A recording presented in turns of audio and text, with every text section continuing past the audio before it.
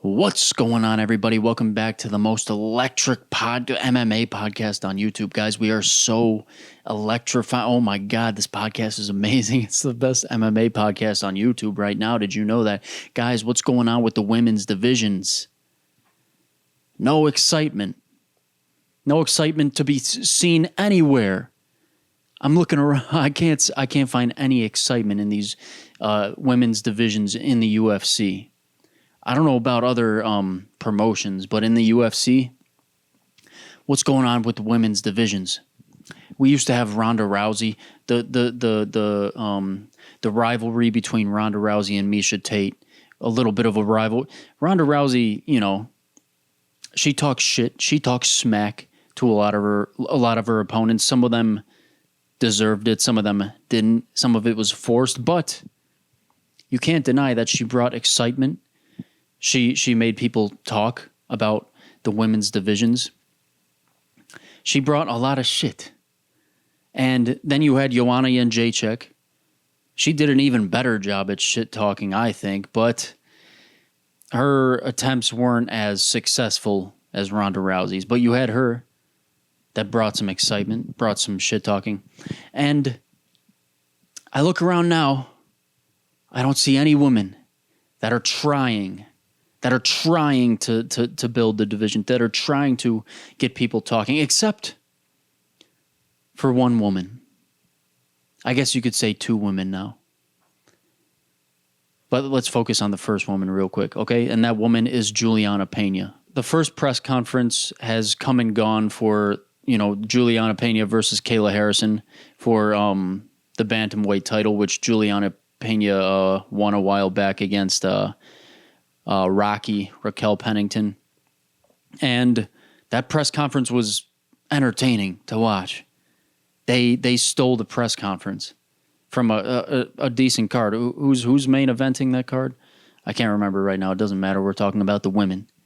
They stole the press conference. They stole all the moments. And a lot of people don't like Julianna Pena, but people talk about Julianna Pena. A lot of people that are fans of her are because she talks shit, she brings some excitement, and she has heart in her fight. She shows heart in her fights. And I think that now in the women's divisions where there's a lack of aggression, heart goes a long way. So I'm a big fan of Julianna Pena, and it seems like she's the only one that's trying right now to bring entertainment to the women's divisions. Who else? Besides Kayla Harrison now, who just entered the UFC. This fight between Julianna Pena and Kayla Harrison is a fight, especially if it plays out to be a good fight, can rejuvenate women's MMA. These two women are fireballs, to put it lightly. And they're getting people excited about a women's fight. For the first time in maybe, I guess, a long time. Zhang Weili's exciting to watch. She's a little sweetheart. I mean, she's a good character. I think she brings some eyeballs because of how she is, how she acts. Valentina Shevchenko, she's interesting. I mean, sometimes she's fun to watch. That leads me to a separate thing I wanted to talk about. Does the excitement, does the shit talking, should it matter? Should it matter in today's landscape of MMA? Does it matter? Yes, it does. Should it matter? I mean, I don't know. If you want the maximum amount of people to buy tickets and to tune in for a fight, it should matter. And there is MMA now, and there is the UFC now. The UFC is not just an MMA promotion anymore. It has become an MMA promotion as well as an entertainment promotion, an entertainment vehicle. The UFC is somewhere between an MMA promotion and the WWE. In that fighters after Conor McGregor, after Chael Sonnen, fighters are expected to hype up their fights with trash talking. Maybe the UFC executives don't tell fighters that bluntly, like, hey, you gotta fucking talk some shit. You gotta build this fight. What the fuck are you doing? Get the fuck out there and fucking call your opponent a fucking pussy. Call him a fucking bitch. Say they fucking suck at doing everything in their fucking life and they fucking have no friends. Tell them that. Tell them that in the fucking press conference. Maybe they're not coming out and saying that to every fighter. But it's obvious they want something. Why have they been putting on so many press conferences lately? Like months out from the event actually happening. They want to build up a story. They want animosity to build up. They want something to happen. That's the sport now. That's the UFC now. Not only is it fighting, it's also entertainment. If you want to be a successful UFC fighter, you don't just need to be good at fighting. You need to be good at putting on a show, turning it on when you need to at press conferences. Conor McGregor was a good fighter and he could fucking talk. And he could fucking talk shit. A lot of his career did come down to luck because he also had the predictions before he fought. And a lot of those predictions turned out to be correct as fuck. He had that going for him. He had the shit talking going for him. Double weight champion. Fucking badass guy. Fucking shit talker. Fucking good fighter. Complete package, and now look at him. Went through the UFC, and now he's bigger than the sport. If you want to be really successful, you need to be the complete package. You need to be the top of the top fighter, and you need to be the top of the top fucking shit talker. And Julianna Pena is trying for that. In a women's division. She's trying to be the fucking female Conor McGregor, I guess. Or she's trying to get somewhere in that stratosphere. She's trying to be the next Ronda Rousey. One thing that Julianna Pena sucks at, though, is social media. She goes on all these platforms, Ariel Helwani's show. She does interviews with some MMA journalists. And she brings all her prepared things she wants to say, but then she doesn't post shit on social media. She posts like things she needs to post from sponsored brands, which is kind of fucking annoying. She'll go without posting for a long time, and then she'll say, "Hey, drink fucking Rick's soda. Rick's soda available at all fucking Walgreens, motherfucker. Go buy that shit."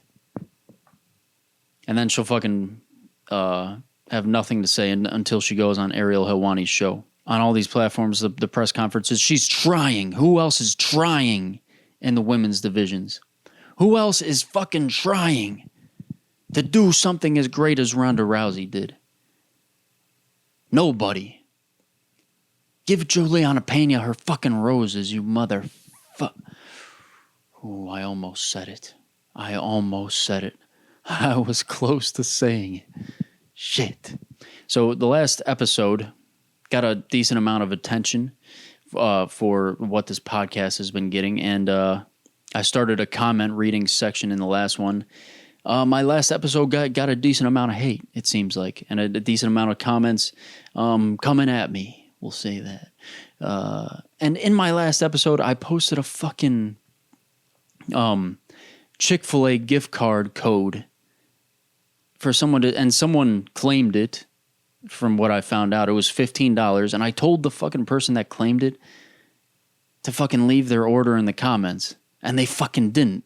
So you come into my video, leave some hate, take the Chick-fil-A code, and then don't even leave your order in the comments? That's fucked up, man. But no, I don't really care about all the hate. I mean, that comes with making MMA content, in my opinion, I think. But this is going to be fun, reading the comments from the last video. And in the last video, I talked about a few things. Let's check out the comments here. First one from Charles CSAV. He says, "Glove touch opinion here makes it sound like you haven't ever fought. Martial arts are inundated with respect and camaraderie. It feels like you're ascribing to every fight at an all-out grudge match. Just because people go to beat each other up or tap each other out doesn't mean that they have to hate each other. The fight and the willingness to fight is what earns each other's respect, unless trash talk, etc. The glove touch is a traditional and final moment of respect before the fight. Dude, I agree with everything you're saying here. Like, fighting is a sport, and sports, you know, opponents deserve respect amongst each other. But in my opinion, like I said in the last episode, when the ref says go, it's time to go. It's time to fight. And the one point I made that really I've been thinking about a lot is the ref brings the two guys in before the fight starts, before they go back to their corners, and says to them, let's touch gloves and make it official. They touch gloves, and then they go back to their corners, and then the ref says, go. Then they touch gloves again. Now, that's fine. That's fine. If you want to touch gloves again, that's fine, bro. If I was fighting, I would oblige with the fucking glove touch if my opponent wanted to. I'm just saying it's not, it's a fair play for people that catch their opponents off guard when they're going for a glove touch and their opponent goes around the glove touch and knocks them out, which is what I showed in the last episode. If their opponent doesn't want to go in for that glove touch and instead wants to knock them out, take that chance to knock them out, it's fair play. You can't be mad, in my opinion. And I don't think that makes the guy any less of a sportsman, to be honest. It's just a guy that took a chance that he had and made the most of it. This sport is unforgiving, and we all know that. It sucks, but go for it. I believe in respect among fighters, dude. I do. The fuck?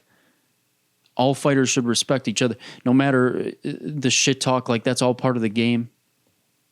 All fighters should respect each other, but when the ref says go, you go. That's what I was saying.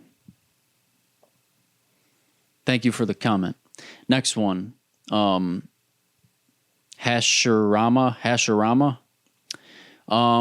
So who was supposed to be number one? I didn't get it. I think number one pound for pound right now should be Islam. I misspoke in the last episode. It was kind of hard to hear what I was saying. It should be Islam and then Ilia Topuria, not John Jones at second. It should be Islam, Ilia Topuria, and John Jones, top three pound for pound. The pound for pound list is fucked up. I think the pound for pound list needs more analysis than just this guy that was 150th pound for pound beat this number 2 pound for pound guy, therefore he's number 2 pound for pound. I don't think that should happen. In my opinion, I'll say it here, Magomed Ankalaev beat Alex Pereira, and now he's above Alex Pereira. He shouldn't be above Alex Pereira yet. He wasn't on the pound for pound list before. He should be in the pound for pound list now. I'll say that. He shouldn't be above Alex Pereira, even though he beat Alex Pereira. The pound for pound list is huge, man. It deserves more analysis. It deserves a look at the whole landscape, everything that's going on, not just this guy beat this guy, he's above him now. There it is. Yeah, fuck that. I know it's a kind of a like a bold opinion, but I don't think it should just be as easy as this guy down here beat this guy up here, therefore he takes his spot. Boom. It should take maybe another win for Magomed Ankalaev to be above Alex Pereira, but that's just me, motherfucker. Thank you for the comment. Next comment, Nizzle Nation. I am only 25 minutes into this ridiculous video, and I had enough. I will never be coming back here, biased mofo. I mean, I'm kind of just talking about my opinions on this podcast. Guys, I know this isn't like a noble podcast to make. I'm not helping anyone with this. I just think it's fun to create discussions with you guys that are watching, and I appreciate anyone that's watching. So, I mean, I guess I'm biased. I mean, I'm stating my opinions. I guess I'm a biased mofo. Thank you for the comment, bro. Daniel Cohen 4355 says Dagophobia starts at 00. Dagophobia ends at 2408, which is the whole podcast. That is a clever comment right there. I am not Dagophobic. I like Dagestanis. I think there's no boring fight style in the UFC. I think, sure, a guy might fight boring and be boring, but I think all fighters, no matter how they approach a fight, are good for the UFC, and there will be ebbs and flows. I like Dagestanis. Sure, their nonchalance and the way they carry themselves with all this fucking confidence gets annoying to me, but I'm not like, I don't hate Dagestanis. I really like Islam. Islam's a beast. I'm a fan of Islam. I think Volk beat him, but I'm a fan of Islam. He's a beast, dude. From what I hear, the Dagestanis are taking steroids up there, but yeah, that's another discussion for later, bro. I like them. I like them. They're good guys. Hungry for Lunch says, I would switch out Sean Strickland for Brandon Moreno all day at 13 and Suga at 12, Max Holloway in 11, 10 Volk for the comeback right now. Ankalaev 9, 8 Bilal if he defends. This guy, that's a based-ass comment, man. I believe Sean Strickland shouldn't be on the pound-for-pound list. I don't think he did enough to be 15. And yeah, I mean, Strickland out of there, Brandon Moreno in the top 15. Yes, why isn't Brandon Moreno in the top 15, bro? Over Sean Strickland? Like, come on, guys. So many problems with the pound-for-pound list. I mean, it's like I'm kind of passionate about it because the fighters that put in all the shit they put in deserve to be ranked accurately. These fighters don't deserve to be pushed out of the pound-for-pound list after a shitty lot. Like, dude, look at everything, man. Whoever's making these rankings, look at everything. Look at more than just the bullshit you're looking at. Okay, so yeah, based-ass comment. Hungry for Lunch, thank you for the comment. Rumi says, lost me the moment he said John Jones should be at 1. I never said that. I never said John Jones should be number 1. I think he should be number 3. I'd be fine with him being as far as number 6, bro. I never said John Jones should be number 1. I don't know where he got that from, but whatever. Sam Hanari, 5563. Everyone making videos nowadays, just spitting bullshit and having no actual arguments to back them. Get the fuck out, dude. This guy is mad. I think I had good arguments to back what I was saying. I think I did. I mean, if I didn't, then you guys can let me know further than what this guy said. But yeah, thank you for the comment, Sam Hanari 5563. The Big Bad Bean Man says, if I made the pound-for-pound rankings, I would make Merab number 1. That's not a bad opinion. Merab is a beast. His cardio is crazy. He's pretty explosive. Like, I'm not mad at that. I'm not mad at that. Having Merab at number 1 is a better opinion, in my opinion, than having a pound-for-pound list with Sean Strickland at 15. He shouldn't be on that list. And having Ankalaev above Pereira. Having Merab at number 1 is better than those other two things I just said. Thank you for the comments, guys. Please leave some comments. I'll read them in the next one as long as I don't get too many. There weren't too many in that one. I don't think I'll get too many because this podcast is still growing. We're growing fast as hell. We're the fastest growing family vlog channel on YouTube and fastest growing MMA podcast on YouTube. I'm just kidding about that. That's not an actual fucking thing. I just made it up and I'm just saying that to be fucking funny. Is that funny? I don't fucking know. Let's move on to the next topic. The GFL. The GF-effing L, guys. Well, with the GFL. They canceled their first 2 events. Who saw that coming? Who saw that coming? After the shit show that was their promo video, after the shit show that was their draft that they had, getting different fighters calling in, having Brendan Schaub on the panel, having Mike Goldberg on the panel. He's the fucking GOAT. I love that guy, by the way. Having some woman I don't know on the panel, having that other guy on the panel that apparently knows MMA, but I don't know who he is. He's like some comedian or something. He seems kind of gay. Like he literally seems gay. I don't know if he is. Maybe that's a mean to say, but yeah. Their AI fucking promotional video, dude. And then I go to their website. Dude, their homepage had Tyron Woodley like yelling, but it was photoshopped to make it look like he had no fucking chin. Like he looked like a fucking some kind of creature from a different planet, bro. Who's in charge of their graphic design? Who's in charge of their production? Like terrible production and graphic design. And as someone that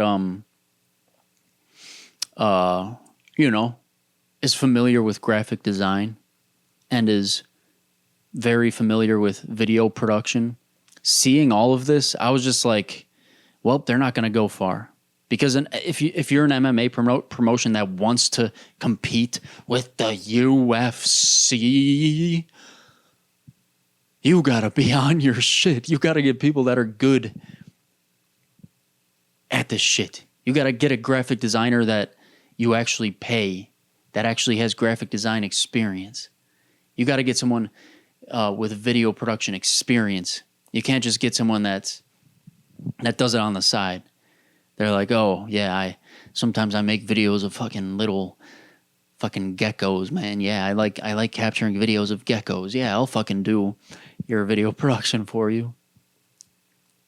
Yeah, I used to do Photoshop when I was fucking editing my little cousin's fucking birthday photos. Yeah, I worked a little bit with Photoshop. Let me be your graphic designer.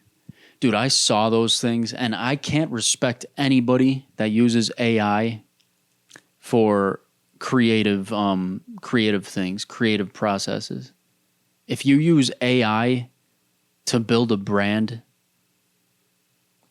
in anything that you're doing creatively, I can't fucking respect you. I respect people that, you know, put time into making things creatively. I respect people that you know, implement AI into a creative process, but I can't respect you if you're using AI for an entire promotional video. If you're using AI to just make things for you. Hey, AI, make this. Make this, AI. Make it look cool. Hey, AI, make a promotional video of these fighters. Let me type them out and make it look like they're either coming in and out of a spaceship or coming in and out of a fucking coliseum. Like, actually, yeah, make it look like a spaceship / coliseum. And make it look like they're fucking gladiators from the future, like the year 2050 or some shit. Yeah, make them look like that. Like they're just telling AI to do all this shit and then just leaving it at that. They released that video. Dude, I was like, what the... I was like, wait, this is kind of cool. And then I was like, oh, it's AI. And I said it was kind of cool in the first literally 3 seconds. I was like, wait, what? And then 3 seconds later, oh, it's AI. Oh, that guy's fucking hand is fucking warped into a fucking cheeseburger, bro. AI fucking does that shit. They take your fucking face and morph it into a fucking t-shirt, bro. They morph that shit into a fucking taco. Like, bro's hand had like 3 fingers or some shit. Tyron Woodley's hand had like 2 fingers at one point. Like, dude, if you're an MMA promotion that's coming out and doing that, dude, you're not going to compete with the UFC. They're going to pay all this money to these good fighters they're trying to bring in. And I was excited for it. I was fucking excited to see this shit. I would have paid to watch their first event, Tony Ferguson versus Dillon Danis. That's who they wanted on the in the main event. I would have paid. I was excited for it. But I saw what they were doing and I was like, well, yeah, it's over. Nothing's going to come of this. Maybe they'll be alive for a year or two, and then they're gone. See ya. After seeing that, after seeing their epic failure, who knows if anything's going to happen now with them. I hope they pull it together. I really hope they do. I want to see a promotion compete with the UFC. I want to see a fucking second promotion, dude, that can compete with the UFC. But it's never going to happen, it seems like. It's never going to happen. Unless, it's never going to happen. So, my advice, listen to me. Anyone that's trying to start an MMA promotion, listen to Andy P. My advice is to stop trying. Nobody is ever going to compete with the UFC. They were here first. They're the original. They developed it. They have it down to a science. They know where to bring stars in from. They know how to make stars. They know everything. And you don't. You, listening to this, that's trying to start an MMA promotion, you don't know any of it, man. And that's the sad truth, man. I mentioned Dillon Danis, that I would have paid for the Tony Ferguson and Dillon Danis fight. Dude, how does Dillon Danis do it? How does he do it? Bro fought Logan Paul and got everybody behind that fight. He got people to buy the pay-per-view of a D-League fucking promotion, bruh. MMA promotions, if you're trying to build a promotion that can maybe compete with the UFC, you got to bring Dillon Danis onto it. And that's what the GFL did, but they failed. Hopefully they pull it together, like I said. But, dude, Dillon Danis can sell. He can sell shit. Dude, and he was promoting the fight with him in KSI that was coming up. But that fell through because of KSI. He got sick. And dude, I was ready to buy that fight, to be honest, that boxing match. I was ready to buy that match between Dillon Danis and KSI. How the fuck does he do it? There's something about him, dude. He just knows what buttons to push. He knows what to say. He knows what to post. He knows when to post it. Dude, he is what Colby Covington wishes he was, man. Colby Covington tries to be this guy that uses his words and his antagonistic approach towards his opponents. He's this guy that tries to use that to sell a fight, but sometimes he pulls it off, sometimes he doesn't. Dillon Danis pulls it off every time. Now, granted, this was his second match that he promoted in the last 500 years, but it was his second one, and it was his second one that I was about to buy. If Dillon Danis is fighting, and I'm hearing what he's saying before the fight, and he's building up all this shit, dude, I'm gonna buy it, dude. Which kind of sucks because Dillon Danis is a fucking bitch. He's a prick. But if I'm hearing him talking all this shit, dude, I'm gonna buy it, bruh. What the fuck? How does he do it? Dude, this guy is smart. He knows how to get people to tune in. And then his interviews with Ariel Helwani are always funny as hell and entertaining to watch. He doesn't even seem like a guy that... He doesn't even seem like a guy that, would be good at shit like this, but he is. Colby Covington wishes he has the skills that Dillon Danis has to make people hate him. Make people tune in. Make the good guy versus bad guy thing heightened to a point where people will buy a D-League fucking pay-per-view. Thank you for watching, guys. Really, thank you for watching. Like I said earlier, I just wanted to talk about how, man, eventually I want to do some good through the content that I post, or do something good as a product of what I'm posting. But right now I'm just having fun. It's fun to initiate discussions with you guys that are watching. It's fun to just talk about the sport that I love. I'm obsessed with the sport. I'm obsessed with the UFC. Like it's the one thing I pay attention to in my life.